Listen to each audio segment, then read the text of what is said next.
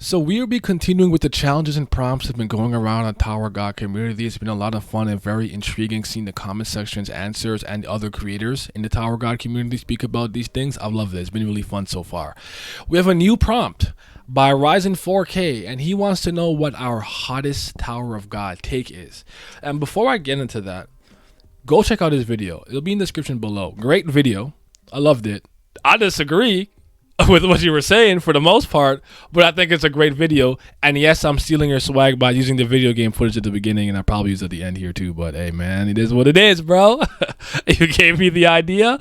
I'm going to take it to its next logical conclusion. That all being said, I do think that a lot of the things that I say about Tower of God can be considered a hot take because I tend to, I guess, naturally go against the grain. And some of the things that I say seem to be contrarian or care about the randomest stuff because my brain is weird. But I actually do think I have an interesting answer for you because I've been thinking about this recently. And I think I definitely agree with what I'm about to say. But like the video, subscribe, and hit the bell down so the Ghost of the 13-month series doesn't get you and you can stay notified. And let's hop right in.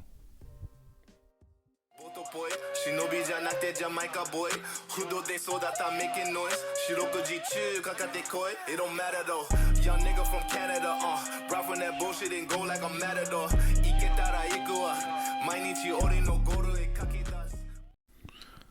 I'm actually rather intrigued to see how you guys are going to take what I have to say here, but I'm going to say it. I'm going to do it. My actual Tower of God hot take right now is that I actually think Shinsu is kind of mid.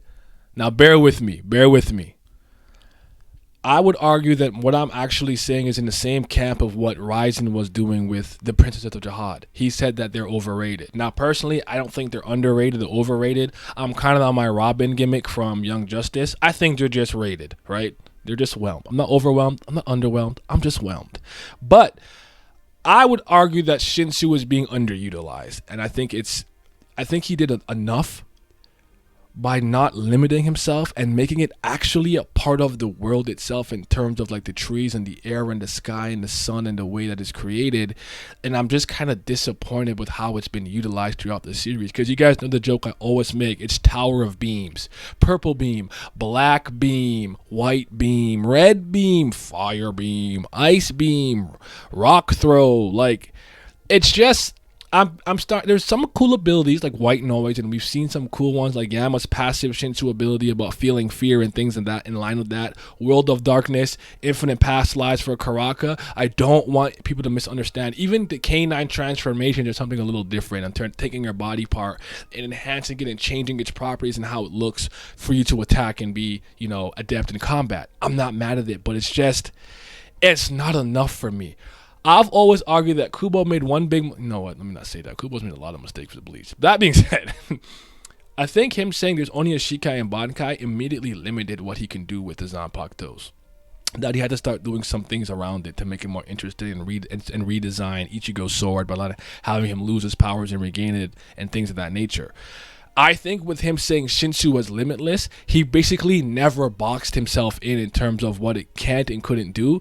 And maybe later on, this video will be obsolete and proven completely wrong, and I look like a moron because he gonna start doing things like we'll see Enryu create life, matter manipulation. We'll see what accelerating Shinsu looks like with Erasia Blossom and all of those stuff. And I'd love to be wrong, but as of right now, in this moment, when I really think of Shinsu from top to bottom as an energy system, I'm disappointed.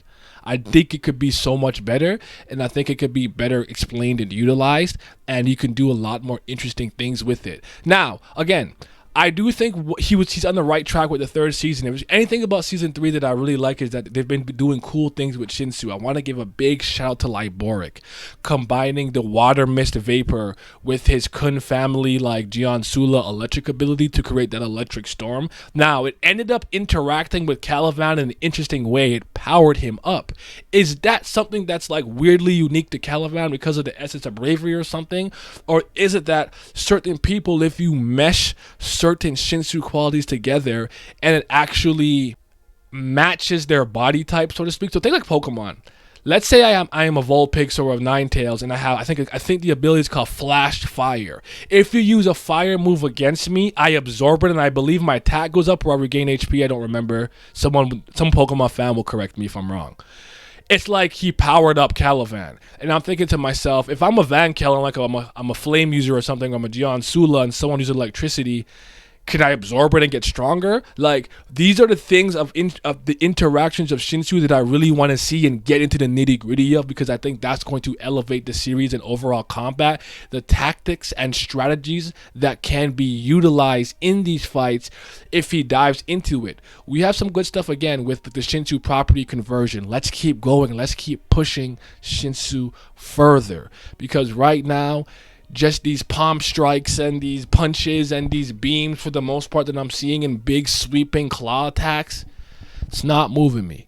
I would like to see more. So that's my hot take. Again, I don't want anyone to misunderstand. I do think it has the potential to be great, and I've been seeing a lot of stuff that I do like. But if I'm thinking from dropped my converter. If I'm thinking from season 1 to 3, from top to bottom, has Shinsu been moving me? No. I'm unmoved. But now I pose the question to you. What is your Tower of God hot take, and do you agree with mine? Do you think I'm tripping? Do you think I'm being impatient? I have to wait longer? Am I just straight up wrong about Shinsu? You think Shinsu is brilliant? Let me know. I would be interested in hearing everyone's commentary on this. And shout out to Rising 4K for putting out these videos. And I'm very interested to see what Jill was gonna say. Dr. Bonehead, if he ends up doing this prompt, I definitely want to know what his kind of Tower of God hot take is. I'm very intrigued by that. But all right, y'all be safe.